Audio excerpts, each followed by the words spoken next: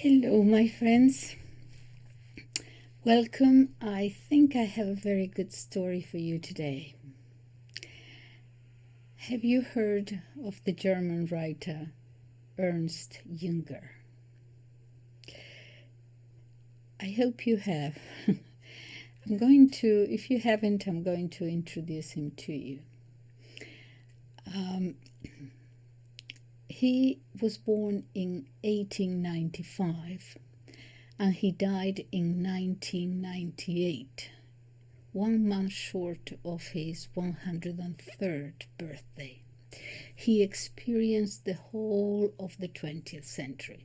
He was there fighting in the First World War. He was there in the Second World War. There is a division in Germany as to whether he was a Nazi or not. I think most scholars find that he wasn't really, not really, because he knew Goebbles, and Goebbels wanted to bring him into parliament, into government, and he refused. There are many things that you can say that no, he wasn't, but the reason why there is that doubt is that he was involved in the Second World War. He was a general and he was in occupied France in the censorship division. So he was actually a participant, really. At the very beginning, he was a sympathizer of the ideology because I leave it to you because people don't agree. So I'm not going to expose him here as this great person. I mean, you have to decide yourself. I'm just going to tell you about his life and his writings. But at the very beginning, before the Nazi Party was formed, there were many little groups on the right, and they were all sort of a reaction against what happened after the First World War, right? And there is a sense of Germany having been humiliated and so on. So this thing about defending, becoming nationalistic, as it were, was just at the beginning, and he was there with those people thinking that Germany, had been humiliated and so on. So, there is this thing. But anyway, what I'm going to share with you, I'm reading this book at the moment, is Storm of Steel. And this is about the First World War. He's a very young man. He's 18 or 19. And it's actually a diary. He's not at all political at that time. He's just writing what he sees. Right? So this is going to be a compilation of a few of the books, because he's changing his opinions. It's not that he changes his principles, but he's going to look at life in different ways. He starts, for example, with an admiration in the First World War, an admiration of all this technology, or this machinery that you now can employ in war. He wasn't at all political. He just thought that this was excellent. And then, of course, with the advance of the war, he's going to change his mind, and you see it in the book and so on. So he's going, throughout his long life, he's going to change his stand in several things. So, as I said, what I'm going to share with you is a compilation of a few little bits and pieces of books and 2 or 3 videos that I saw in preparation. And one is actually an interview with him at the age of 100. At the age of 100. And he's sharp, man. He's all there. He's not at all, slow in any way whatsoever. And at the very end of the interview, the young man asks him, this is an interview in 1996, so computers, we had computers in the office already, but of course nothing like what we have now, but you can see the beginning of the whole thing.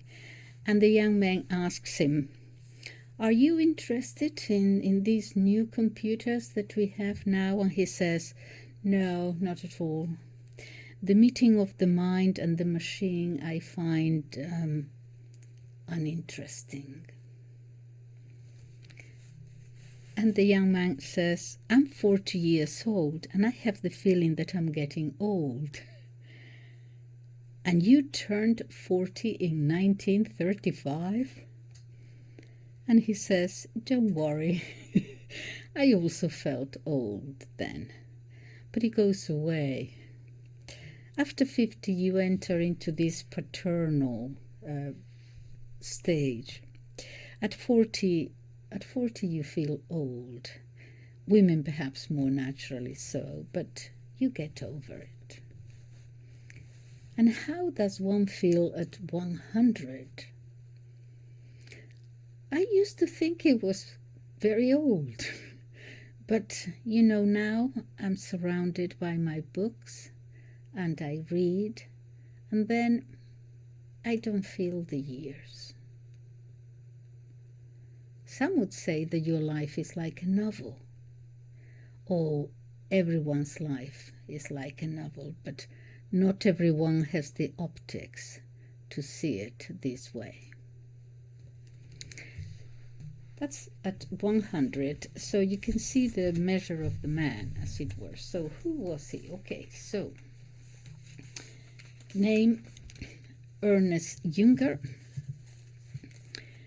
He's a writer, he's a philosopher, he was he's a warrior, a collector of many things, and a man as contradictory sometimes and divided as the whole of the 20th century.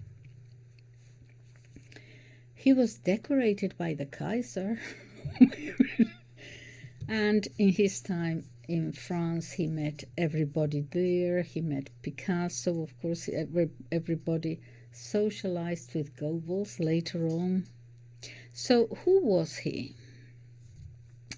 Because he actually retired to an old village called Wolfinger in southern Germany in 1933.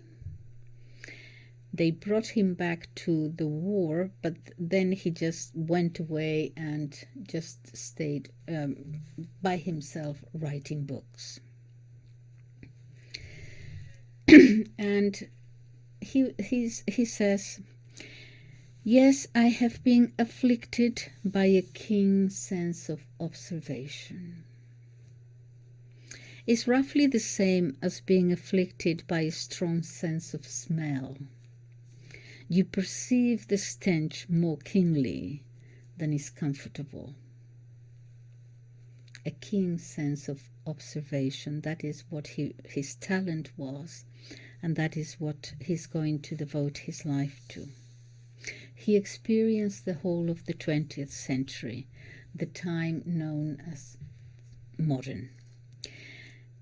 The century where we were blinded by our technology, and when we steeped our souls in darkness. That is, when we were given the possibility of destroying what we didn't know and continue not to know very well ourselves. Born in 1895, the year the film was invented. Germany was then a military power, an industrial, scientific superpower. And that was the time when the nobility and the military decided defense and foreign policy. And when the Kaiser and the nobility were like gods.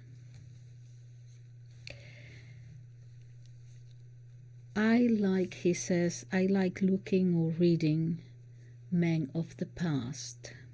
It's like looking into a time machine. And then I find I get a clear idea of the present in that way, because you intuitively compare and you find out better, you understand the present better. It's like going to a foreign country, you see what is different, and then you realize you actually know more about your own self and your own country and your own customs, because you see that over there they do it differently, and then and you become aware of something that you were unaware of because it was so normal. And that is what he finds in looking at the past and reading about past history. So he lived the whole of the 20th century. He was alive and formed his consciousness before modern ideologies, before modern democracy, actually. Before democracy had become the norm, had become self-evident. He says, when I was a child, I always felt that the adults lied to us a lot. I used to think that they invented modern schools to frighten us. Well, you see, schools at that time, well, they did exist. I was going to say they didn't exist. Of course, they did exist, but there were sort of private schools. What I mean is that the state did not intervene at all in schools at that time. And then the state began to intervene. He says, I was curious as a child. I started reading from an early age. My mother once went to the World Fair around 1900, and I was very bored at home, and so my father said to me, read a book. And he gave me Robert the Cabin Boy. Loved it. It was fantastic, a fantastic story about a young man who sets off on a sailing ship and travels around the world. Imagine the imagination of a child. Yeah. Sparked. That's such an interesting point, to give a young child a book about adventure.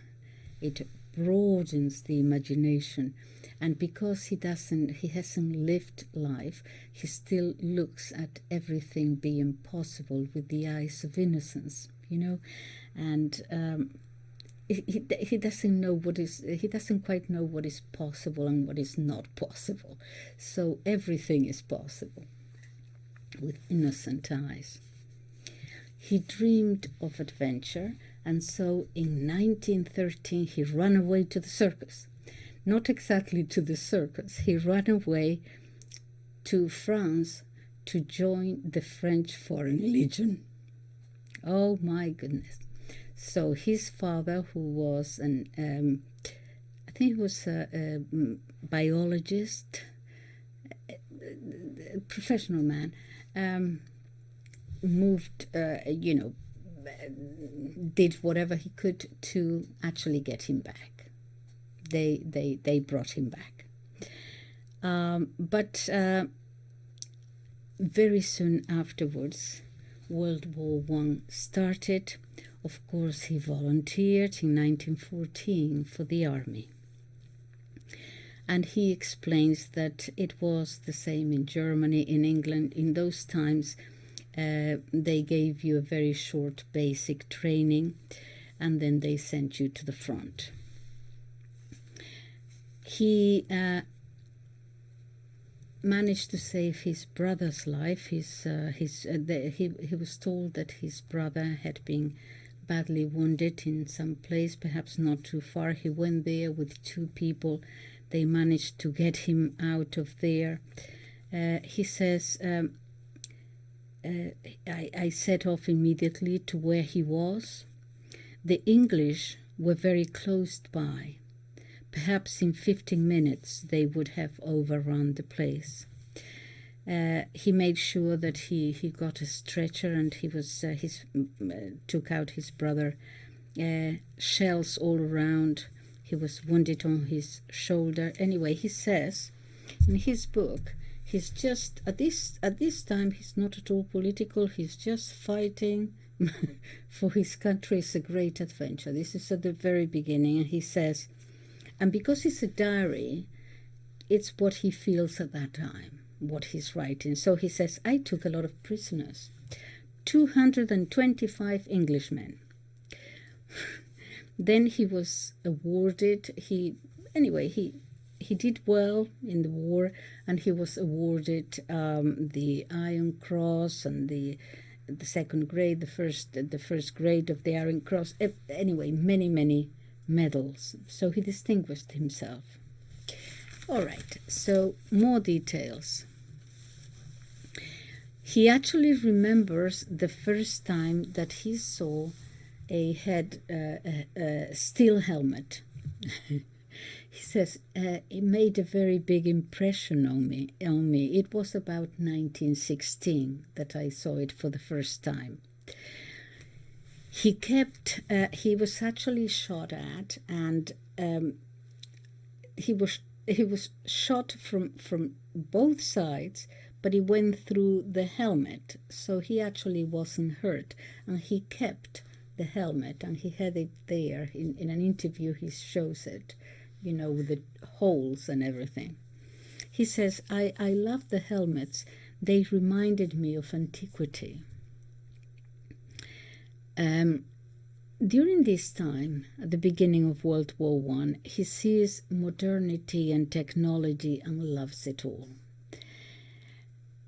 Then, of course, as it is expected, people are dying all around you, and he begins to grow up and mature, and the sense of adventure begins to change. And he begins to see, he says that he writes of the front as a mill, a factory for death and extermination, where soldiers with bright uniforms are transformed into grey-clothed factory workers, as if they were that. In this book that I show you, The Storm of Steel, he writes about the Battle of the Somme, where 40,000 Englishmen perished on the first morning of the battle. And he writes, thousands of flashes turned the western horizon into a sea of flowers, a heavy smell of corpses and gas, and the searing mist of explosives. When we dug the trenches, we saw layer upon layer of bodies. One platoon after the other was obliterated as they were thrown into the barrage. Behind us, the ground was covered with German bodies. Before us, fields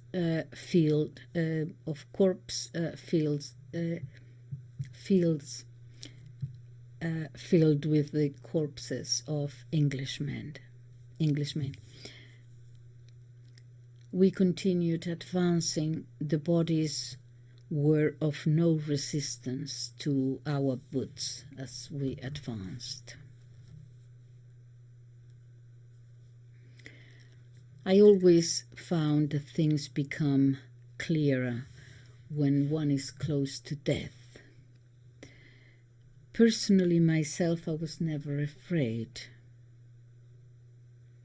I understood the meaning of death by now. It played out there in front of me. All right, so he also is famous because he collected beetles. He started collecting beetles at the age of 9. His father was a teacher of zoology and botany, and gave him a book, The Beetle Friend. he liked the illustrations, and then he says, I found that they also, after the illustrations, he actually found that these beetles actually existed in reality, in nature. And he continued this thing about collecting. He collected fossils, shells, walking sticks. And he says, why do I collect and organize? He says, this morning I thought, as I was organizing and working with the collections, I thought, why am I wasting my time doing this? But then I thought, no, I am organizing it. I am putting everything in order. And when you put everything in order where you live, around you, you are more in touch with the order of the universe, he says. In other words, there is no chaos about you. And that affects your life. It affects the way you live. It affects how you view life. So he saw that as a sort of an exercise in order, keeping order around yourself so that your life and your mind is ordered.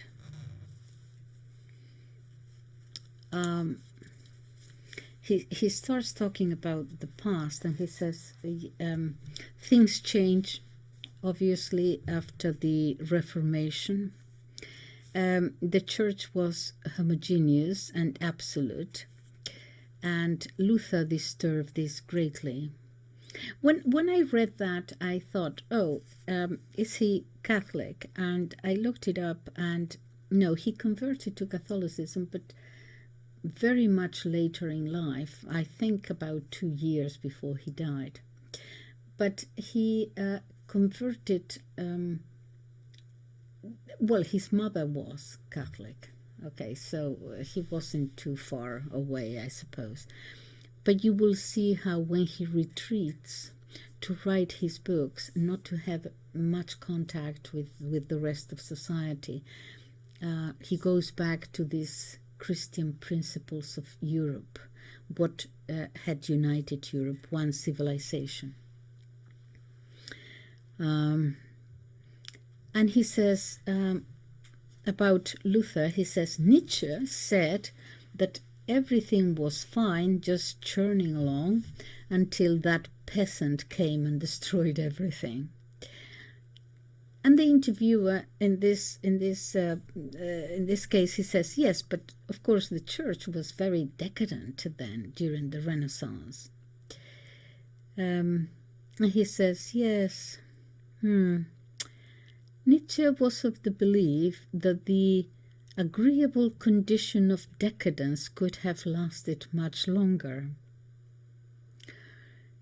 He also said that the last person existing, when all values have disappeared, all moral values have disappeared, Nietzsche thought that the person then would be happier and would live much longer. And that is obviously not what we are experiencing. So Nietzsche was not right on that. When all moral values disappear, you do not live more happily. Anyway, after World War I, the German state was in disarray. Civil war broke out. The new Weimar Republic sought the help of the army to put down the uprising. And Junger swore allegiance to the Republic, which he would later hate. He was a sort of a man from classical times, as it was. He didn't particularly like, at this stage, democracy all that much either, in the sense that he felt that it led to mediocrity. In that sense, kind of similar to Nietzsche a little bit. So what happened in 1923, after the First World War, in response to cancelled payments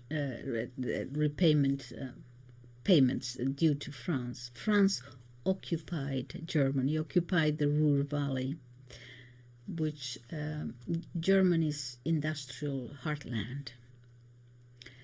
This was followed by galloping inflation, which actually ruined Junger's father and large sections of the middle classes. He himself moved to Berlin. At the time, Berlin was the fourth largest city in the world, where a growing modernity and technology actually governed the streets scene, while at the same time everything was new and technology was there, but the streets are also full, overflowing with unemployed soldiers and discharged soldiers. And he began to notice that difference of the increase in technology and what was happening to human beings. He begins to think. Left to himself, he was there in an environment without concrete values, and he experienced for the first time this loss of values, of a world that was disappearing. Begins to meditate on that. He looked not to Marx but to Nietzsche, who also said that morals are determined by the ruling power and their ideology. They gladly, these ruling classes, always portray themselves as tools towards a higher purpose. This ideology it's always about a higher purpose, with promises that progress and happiness will come. Yes, always this utopia. In the Soviet Union, you would see the pioneers are ready for work and education. In America, Lincoln, for example, the choice is not between bread or dead. The choice lies between freedom and slavery. In Germany, Hitler, I believe in Germany and fight for her, today, tomorrow, and in the future. My work, Mein Kampf, is a glorious groundstone for German renewal. Mein Kampf will be for eternity the political book for the German people, the Germans' book.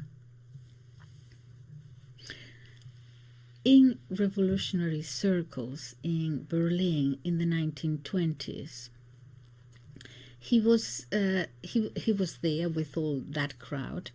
On the left, yes. He was often invited to the Soviet embassy.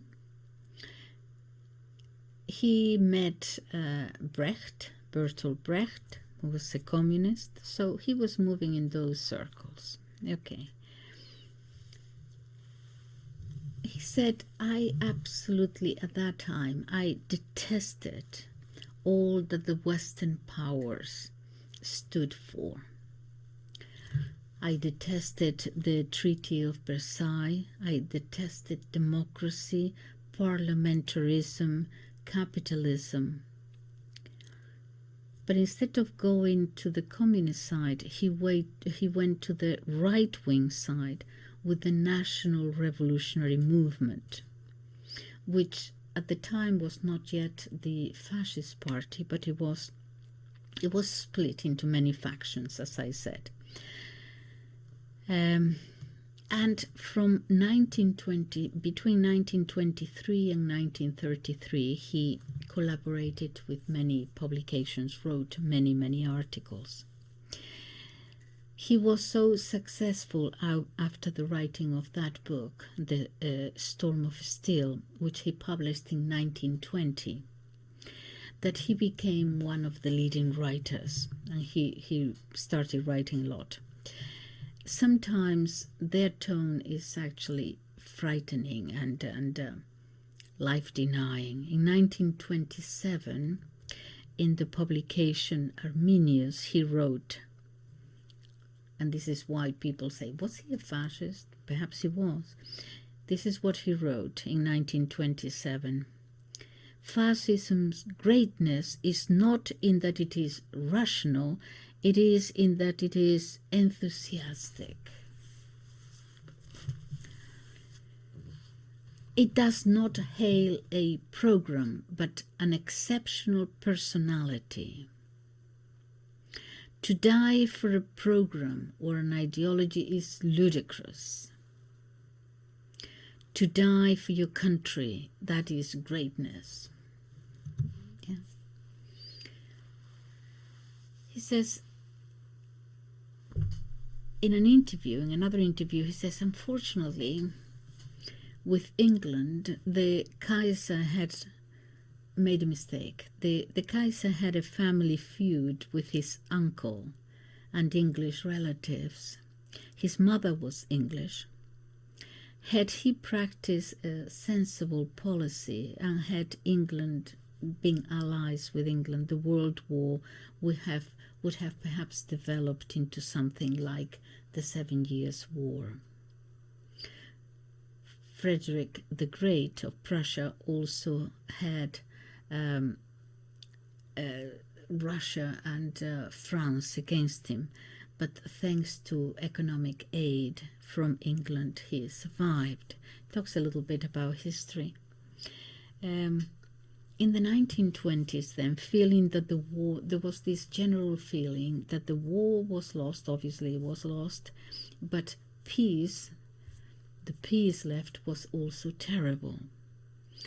He says it was a rational feeling, but then Hitler put everything together and started the war, which was, he says, now aged 100. He says it was rather foolish of him.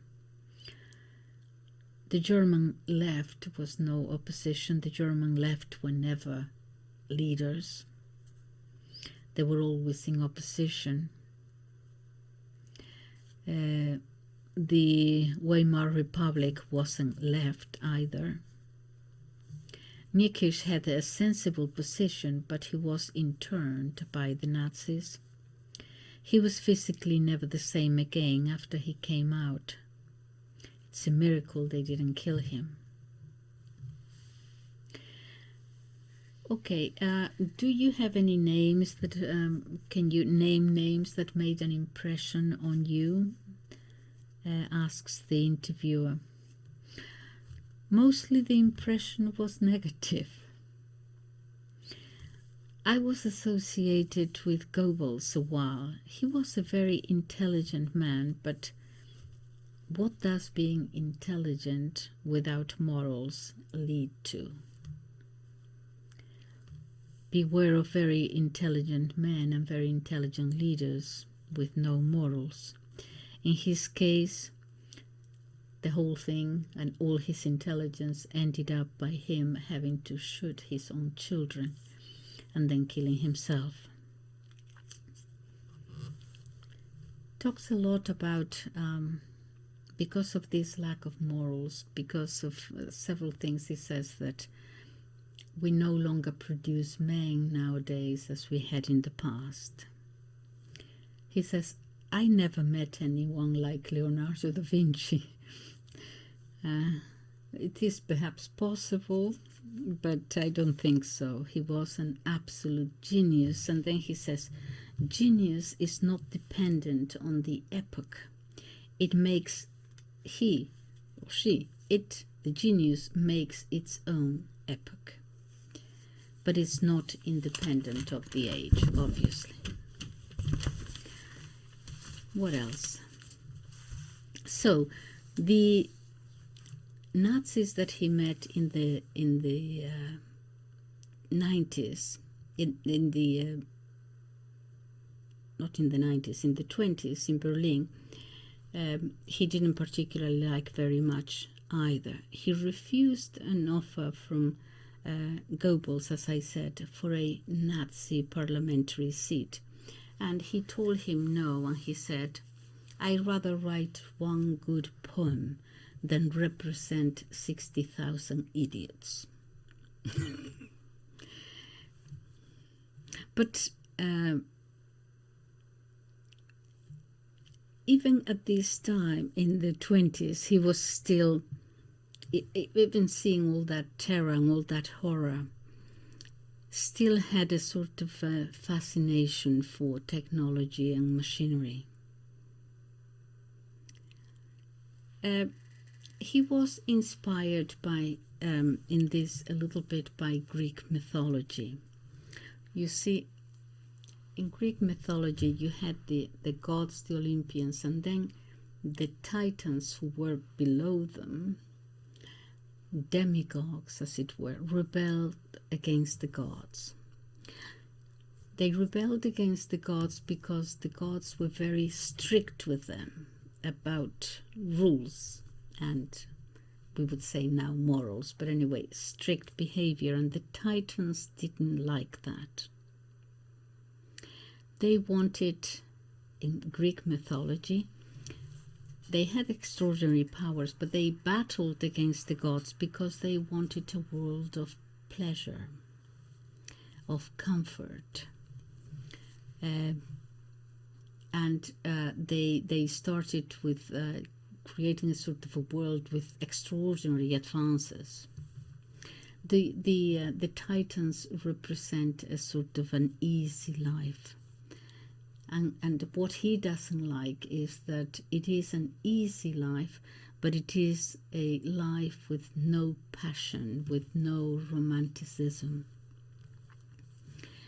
He says, this is the Titans fought the gods long before we men came into being.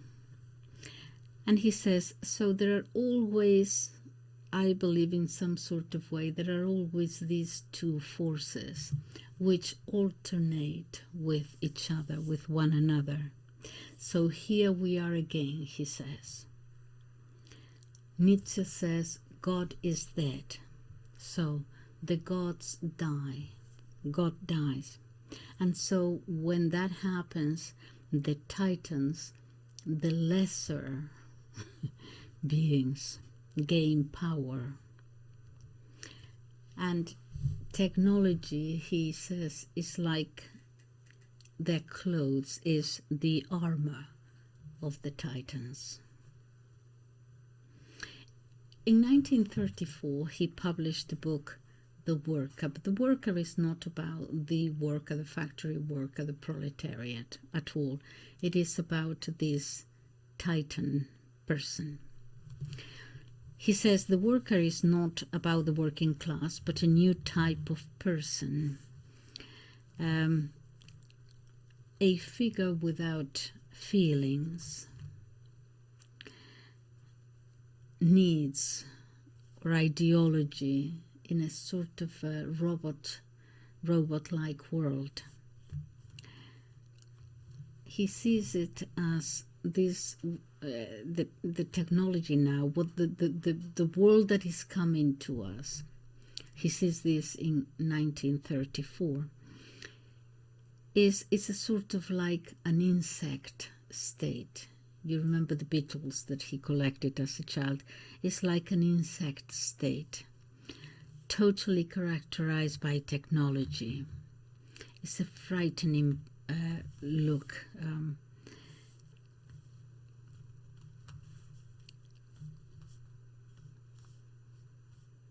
He was actually one of the first to know that technology, one of the first to realize that technology would change everything, including our way of thinking, of feeling, of communicating with one another. He did like very much and respected Aldous Huxley, but they both came to, the same conclusion at about the same time. And he says that this new technology will one day come to our office and our entertainment halls, as he put it. And what is the problem with this? He sees like we are becoming like cogs in a machine. Persons' problems, he says, are going to be seen, our own humanity, our own doubts, our own problems are going to be seen as stoppages in the production process, like in a factory, you know, towards this homogeneity, sameness everywhere, and this sameness is increasing, and our problems, big or small, are going to be treated as a nuisance. You can see this actually now. I mean, in office, actually, they're asking women to, they're actually paying women for their abortions, or they're paying women to freeze their eggs so that they, you know, later on them, not to interrupt, you know, the labor, the factory, like the conveyor belt kind of thing. So in other words, we are, as we used to say, a cog in a machine.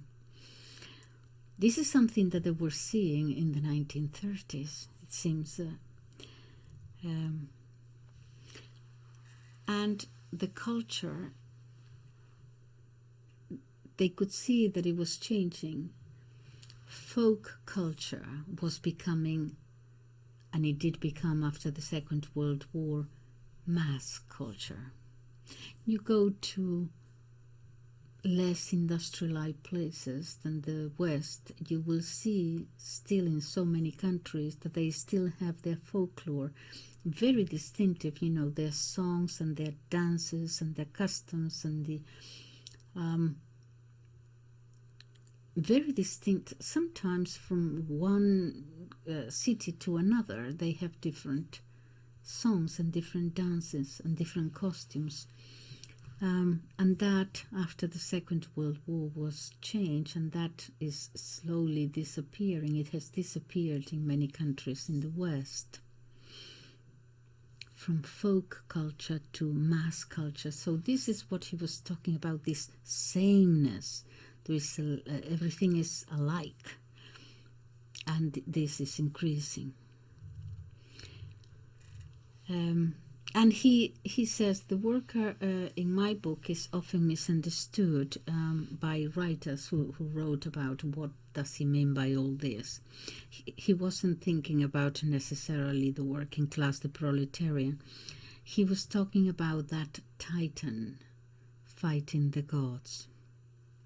Totally different figure. Okay, in 1933, he left for the country, for the countryside. He exiled himself, basically, far removed from the center of politics and power. He wrote another book on the marble cliffs, which is now one of the German classics in German literature. He thought that he was distancing himself from all that had been, and the past and the present, but it was not to be.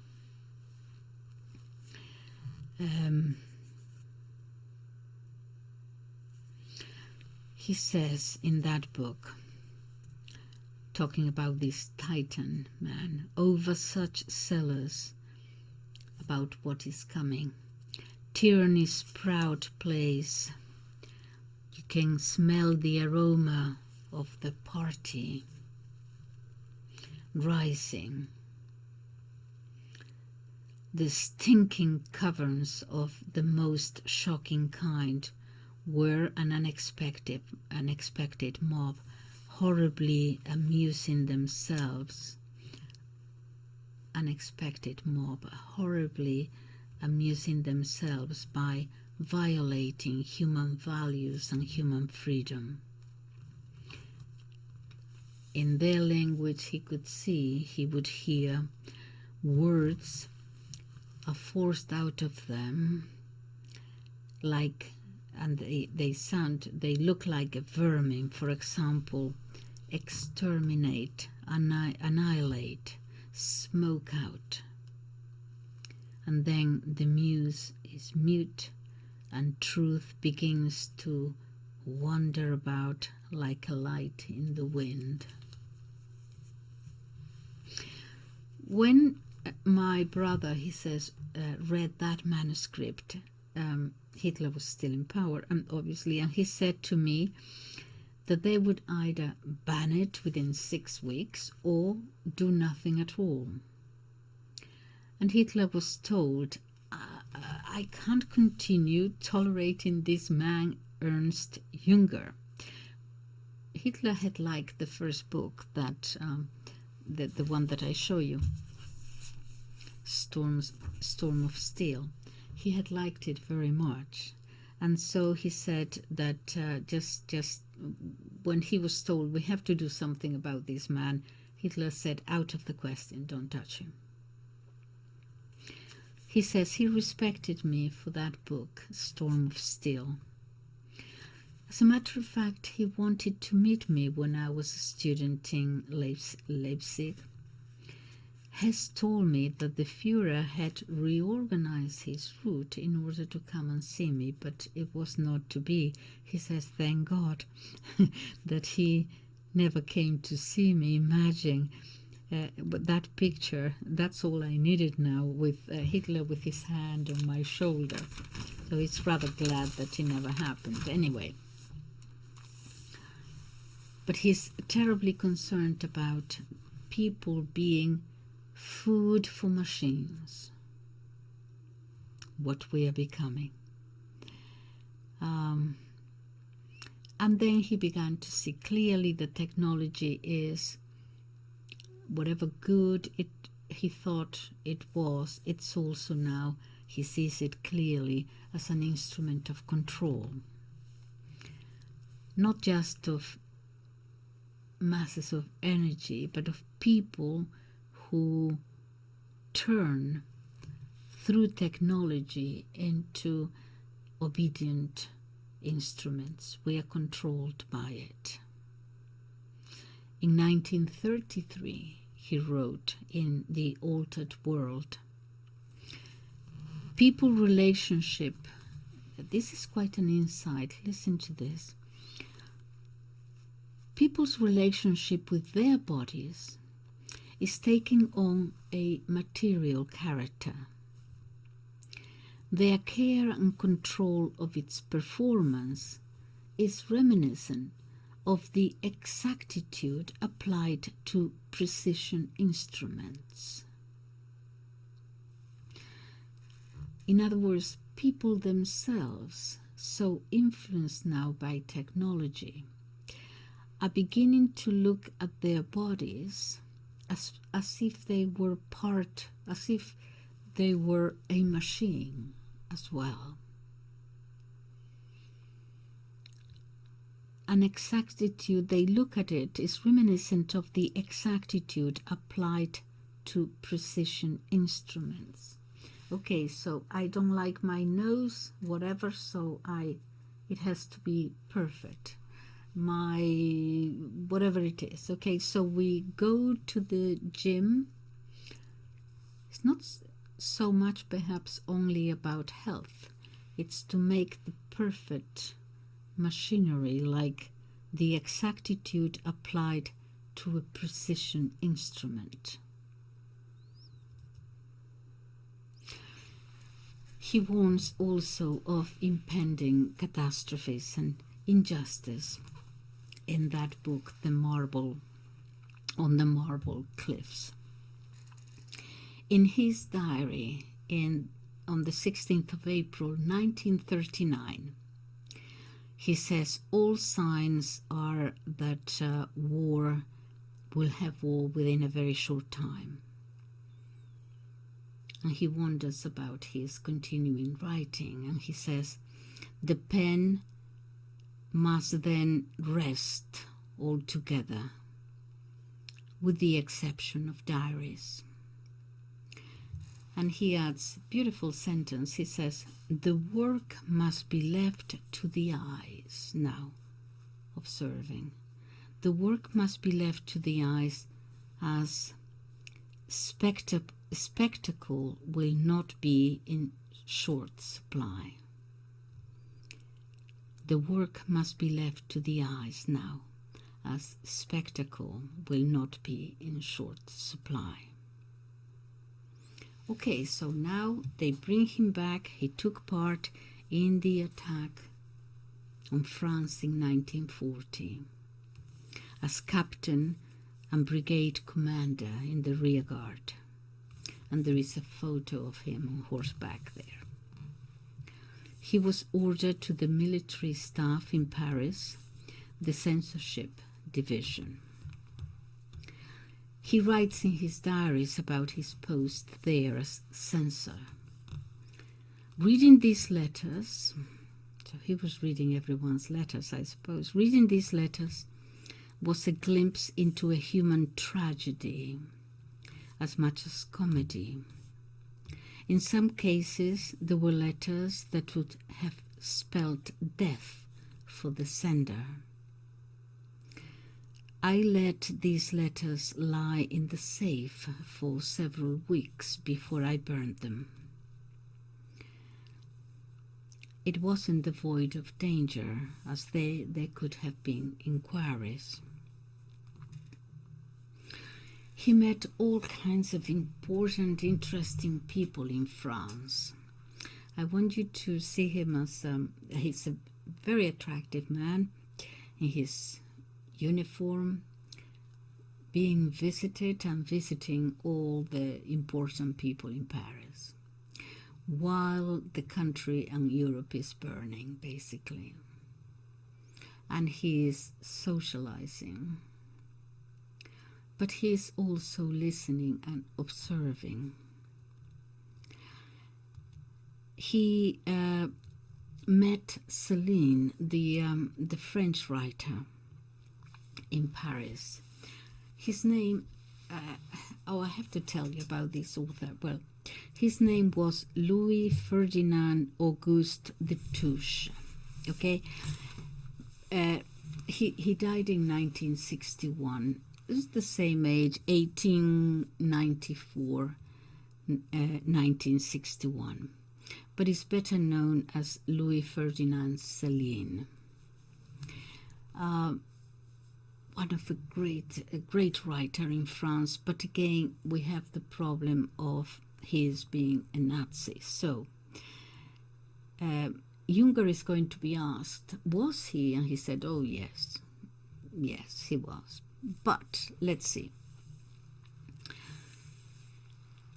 The French are very much divided too, because he was on this particular figure of Céline, because he was a literary genius, really.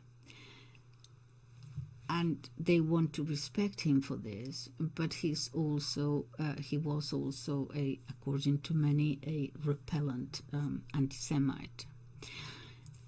Funny enough, there is a film, the 2016 film. This writer, Céline, actually influenced Samuel Beckett, Henry Miller, many others. Okay, but he was a Nazi sympathizer. Okay, it was a film about his life. This is the controversy in France. 5 years before, the France Ministry of Culture was actually forced to scrap a tribune to Céline because of when many people, when it was announced that they're going to pay tribute to this author, outrage followed. And this was expressed mainly by the country's Jewish organizations. And they actually forced his name to be scratched from the list of the 500 French cultural figures to be honored that year.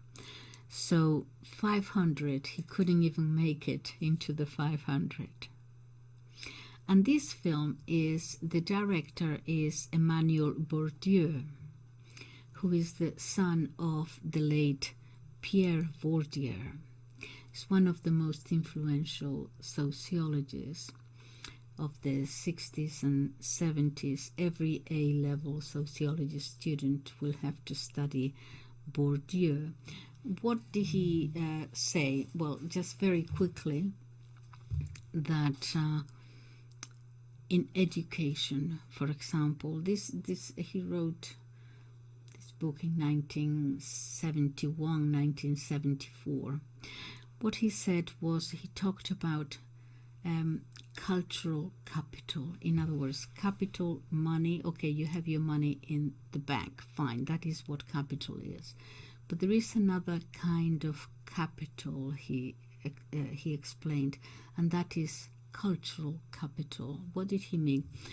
When a child goes to school for the first time at the age of 5, there is already a difference. For example, he found that studying working class children, that many differences with upper middle class children. In what sense? In how they communicate themselves.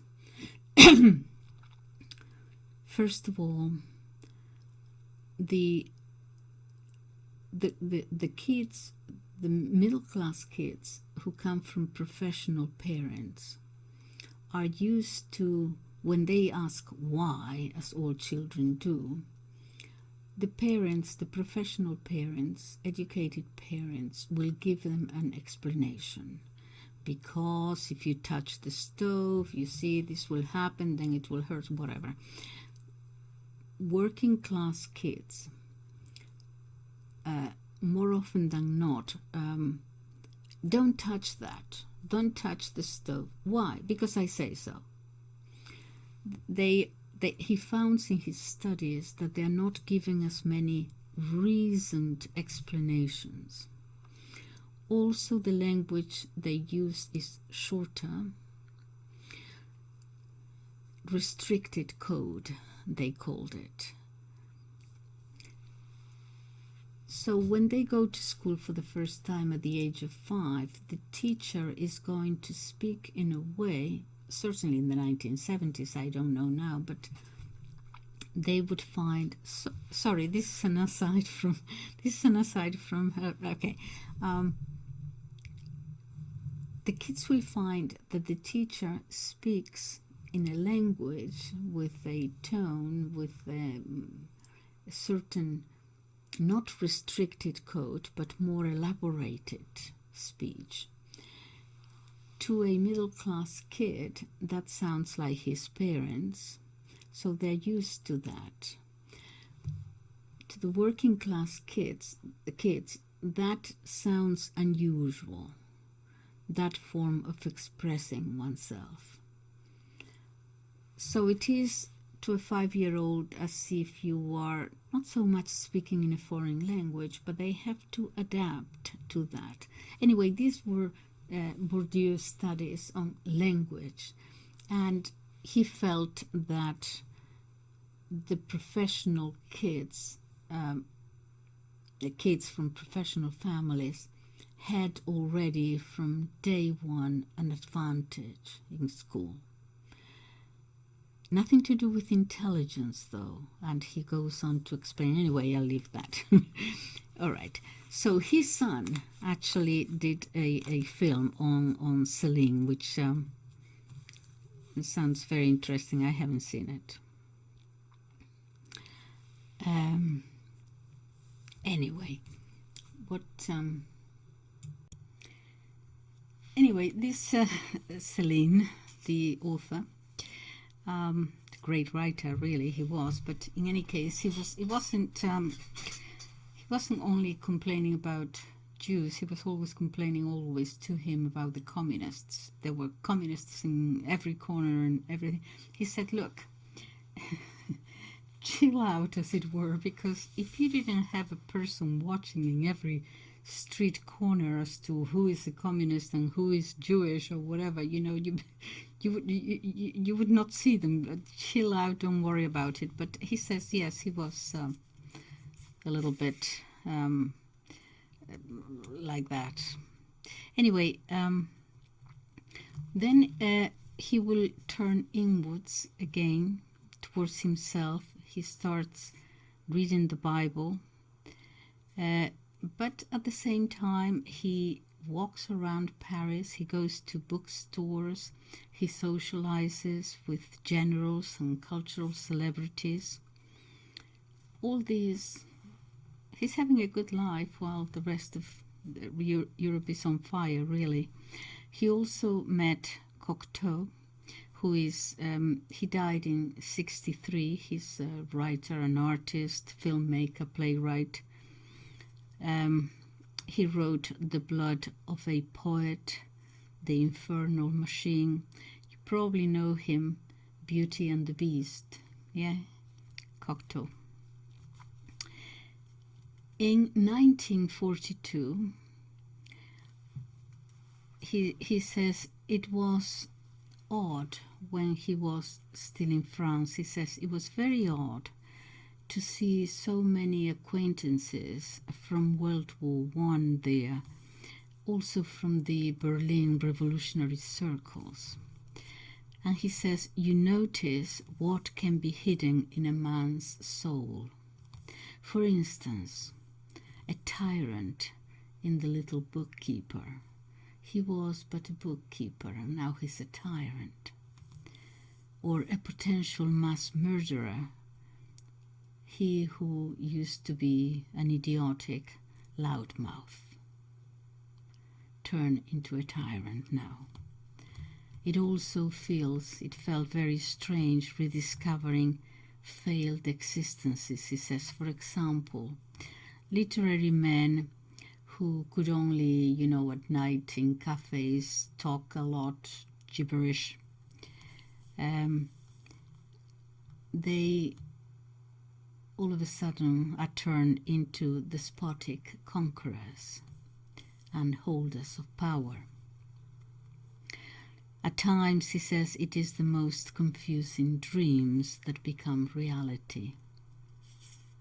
So he is having quite a good life, but he's observing, and this is true. It is the resentful person, the one who's going to be the most dreadful tyrant. He met Picasso, obviously. He says, I talked to him a lot. Picasso, obviously, not obviously, he's known for being on the left, perhaps a communist and so on, but like all intellectuals, well, not all, like many intellectuals on the left, you're not terribly sure. It's fine.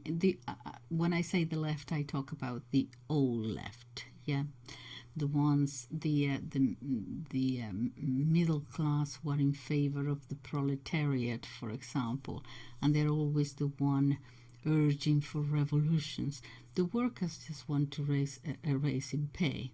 They are the ones who want the revolution. But then when they get a good job or something, they forget all about it. It's always. I find it strange, that they always talk about in generalities, about equality or the utopia of a better society and so on. But all these extreme ideologies, even though they talk about the well-being of humanity generally, they are always the first to attack the family or to attack the rights of an individual. Anyway, Picasso told him that he was glad they were there because at least, Paris was suffering a blackout, and so at least the Germans were there and the lights would soon come on. He said, I could have said a few things, but I did not.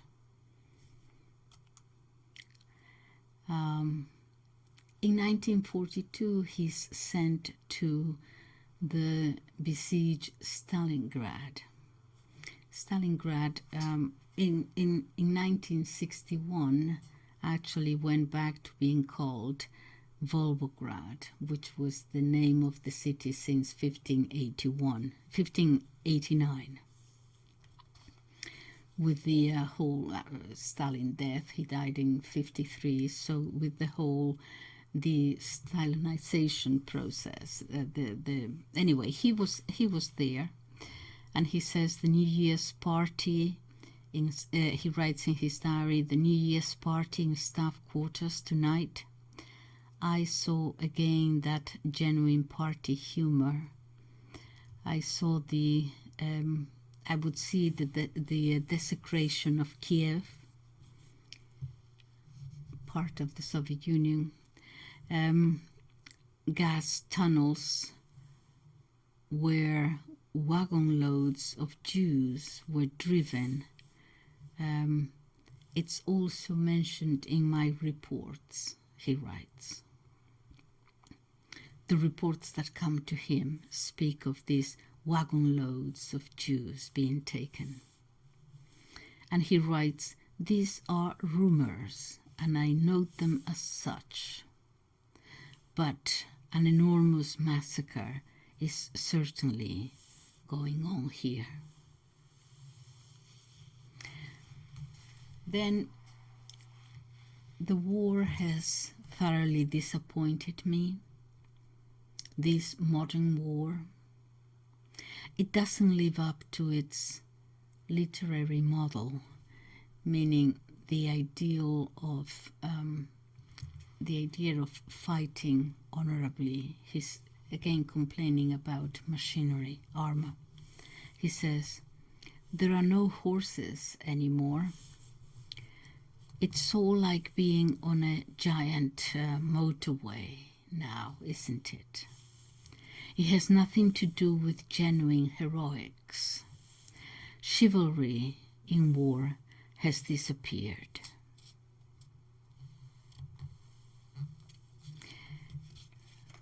There was let me see, I had here,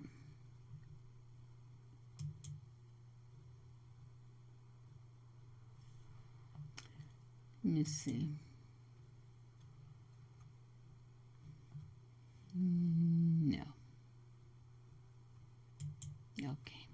No, I was just checking something there. Okay, so there was a failed attempt on Hitler's life in 1944, and it is unclear as to whether or not he took part.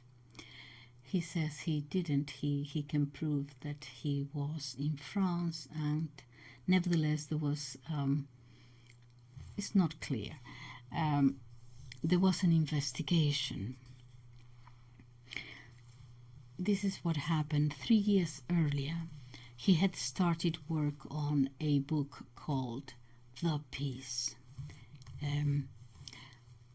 where he writes actually about the idea of a European Union, not European Union as we have it today, but a union of countries in Europe based on our tradition of Christianity and Christian principles.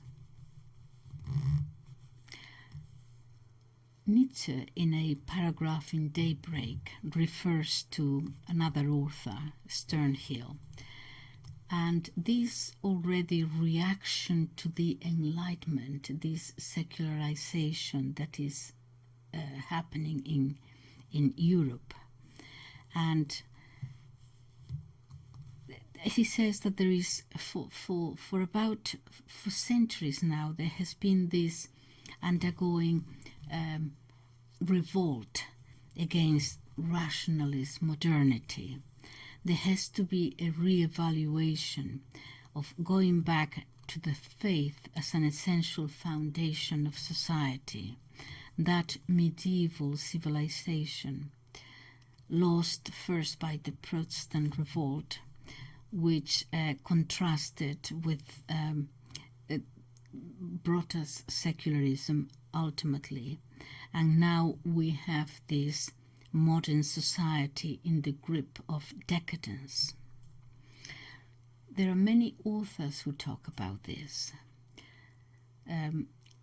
Saint Simon already in the 19th century also saw this decadence taking hold of Europe, but he saw it, he was a socialist, he saw it as the necessary transition from feudalism to industrialization. Many who speak about this spiritual decadence as the outcome of secularization. In 1924, in the Soviet Union, Berdayev also speaks of this spiritual decadence as the outcome of the secularization process brought about by man's breaking away from the religious center of medieval civilization. And as a result, there are now, as a compensation for that, creating vital centers in man. He says the wolf in man.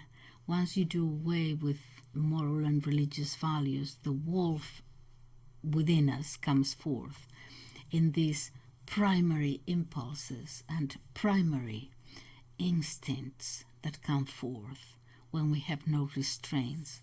And so he said that we have now these deceptive phantasms deified by modern totalitarian.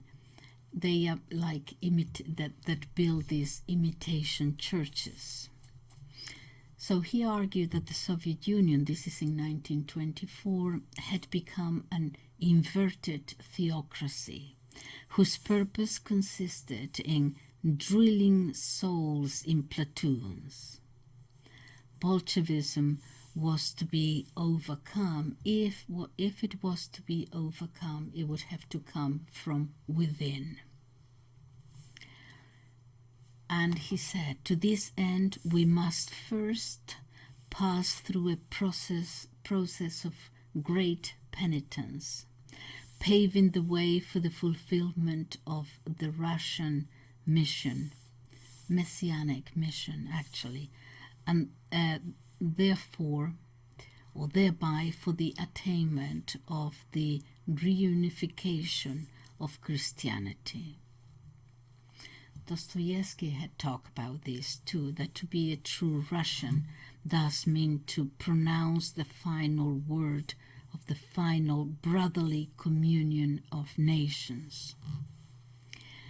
Schubert, also another writer, maintained, quote, the October Revolution had foreshadowed the European soul crisis by showing that a life bereft of religious and moral foundations was bound to degenerate into a beast-like life. Thus, he says, Russia had to follow in Raskolnikov's footsteps. Raskolnikov is the guy in Crime and Punishment, you remember. We would have to follow in his footsteps in order to purify herself, Russia, to convert Europe back to Christendom, and thereby to give birth to the omni-humanity envisaged by Dostoevsky. The necessity of an alliance between the Russian soul and the Catholic direction of souls.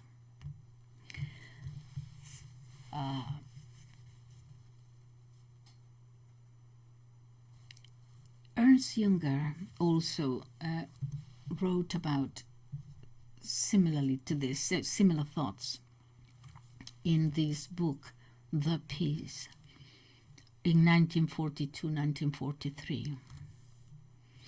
Over this period, he witnessed the nihilistic malaise affecting war-ravaged Europe. In the wake of the clash of these two ideologies in Germany and in the Soviet Union. And he says, therefore, because of the disintegration of Christendom, because of it, the following eruption of human bestiality, the animalization of soldiers into bloodthirsty lost souls, and the desacralization of men reduced to vermin. I want to read you. I have to find it because, hold on.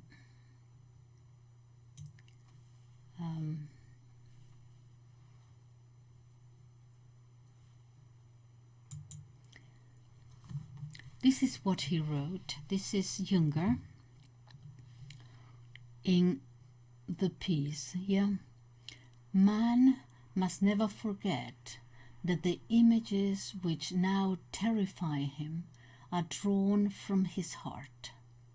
The world aflame, the burnt-out houses, the ruined towns, the trails of destruction are like leprosy whose germs had long multiplied within before it broke out on the surface. Okay, they're like leprosy whose germs had long multiplied within before it broke out on the surface, this leprosy. It is the innermost stuff of man's being which is reflected in the world around us. Therefore, spiritual salvation must come first, and only that peace can bring a blessing which has been preceded. That blessing can only come if it is preceded by the taming of the passions in these hearts and minds of man. It's amazing reading. Anyway, this book, The Peace, inspired Rommel, Hitler's generals, and other anti-Hitler generals to do the assassination attempt. He was in France. There are documents that show a thorough investigation of him. Did he take part in it or not?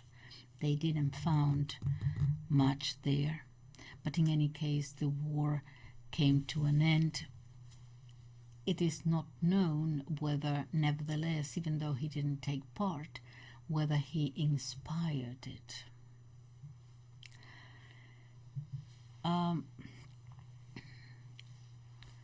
Being interviewed now in 1996 at the age of 100,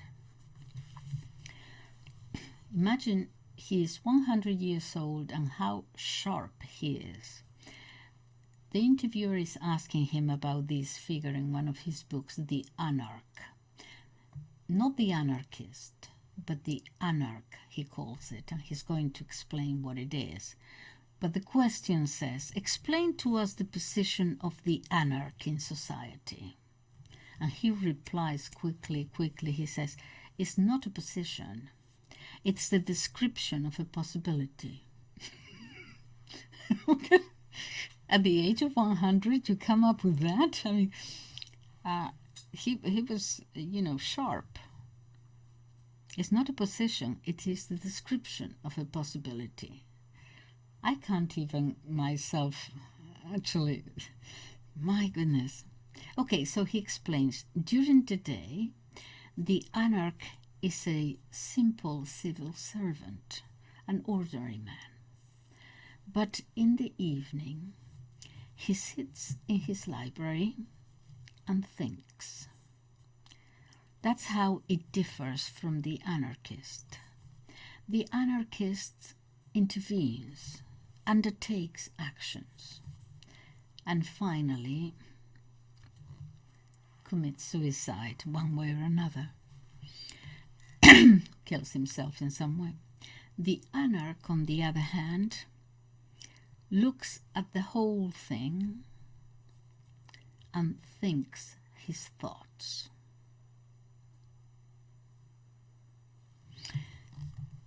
okay, he's talking about the intellectual, but not really the intellectual who just thinks and write books, not really. So I think I understand it as a mixture of, yes, a person who thinks, a thinker, but a thinker is most probably not a practical man to go and do it, but has to carry the responsibility also of the artist or the prophet. In other words, just just write books so other people can go and do the dirty work. No, you sort of accept some kind of responsibility. If you are a thinker, you're going to think there by yourself, figure out things, and then let others read what your thoughts are and take it from there.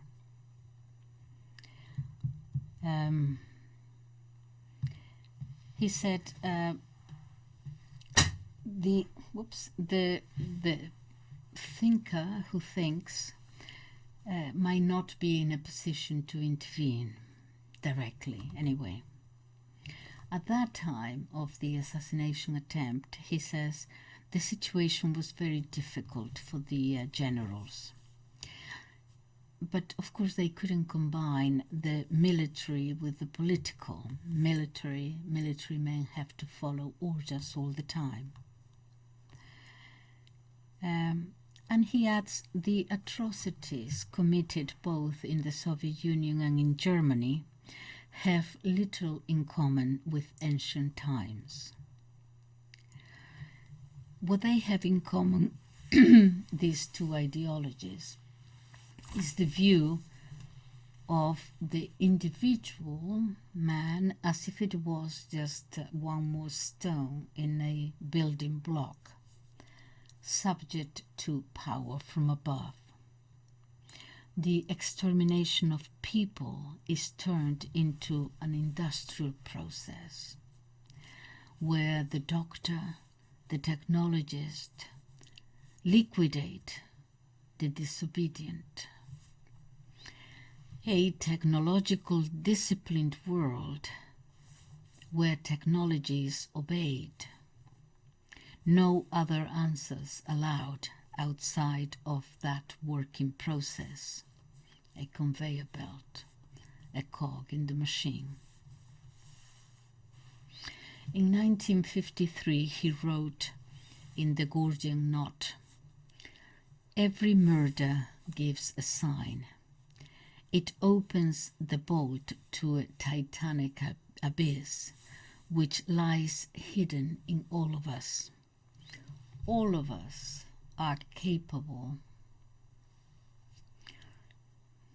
of atrocities, even if we don't want to think so.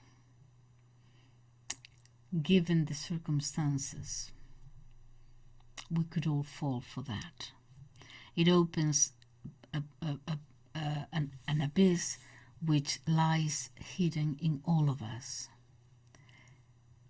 If those signs within us, each one of us, are not observed, murderous feelings spread throughout the nation. The dates of violence become holidays. The mass murderer is promoted to police chief.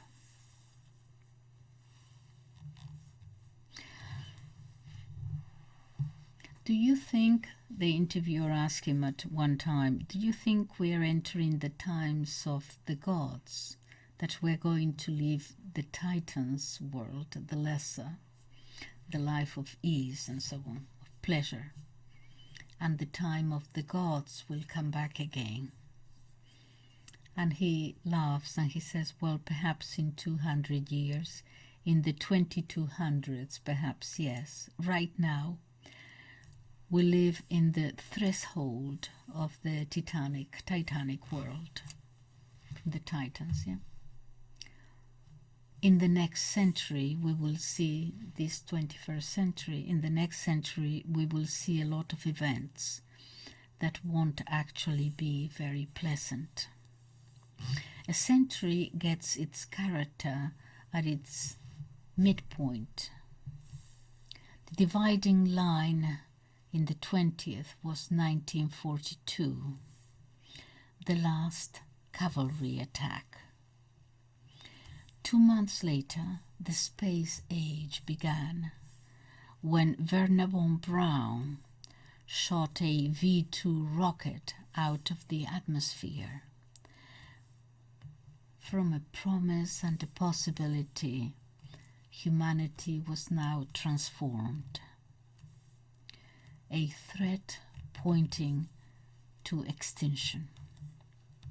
Von Braun himself is an example of the person who enters fully into this technology world without worrying at all about the effects that it can have. Von Braun himself said once, my job consists in shooting up rockets. Where they land is politics. That's the man of science. Von Braun went to the US and worked there. Junger continues, we are going to live in a world state. Globalism, world governance, world government, a world state. A reality in the world of technology. We already have electric messages, symbols, signs surrounding it. And that political unity will come sooner or later, perhaps by a fair means so far. Anyway, after the war, he embraced Christianity, retired to his books and his library. He said one more thing. He said, technology is turning inwards now. It's not just outwards to the moon, rockets and so on. Now it's turning towards us, towards our own bodies and souls. And the ancient dream of creating an artificial being, it's here. But the gaze of that artificial being is now turned to us. We live in a time that is more revolutionary than any other before us. Perhaps you have to go back in time to the invention of writing, perhaps. Writing will become unnecessary soon. New brains. You get the impression that young people, he's saying in 1996, you get the impression that youngsters understand these things with their computers now, and that is when I finish where I started. Are you interested in these new computers? No, not at all. The meeting of the mind and the machine I find uninteresting.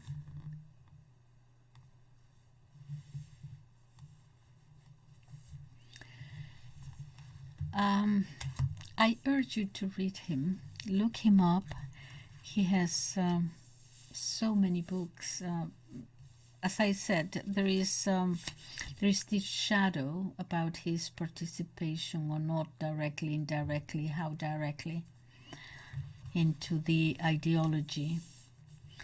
But in any case, I think he's worth reading and considering him. Thank you very much for listening. Bye-bye.